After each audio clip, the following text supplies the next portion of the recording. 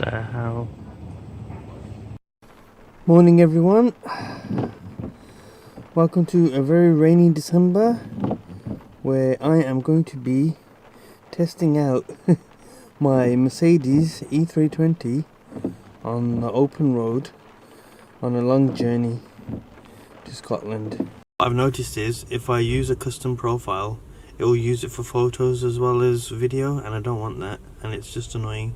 But the colours are nice and rich, just on the standard profile. So, and another thing I've noticed since using the profile and the camera in a different setting in manual, I keep getting too much grain.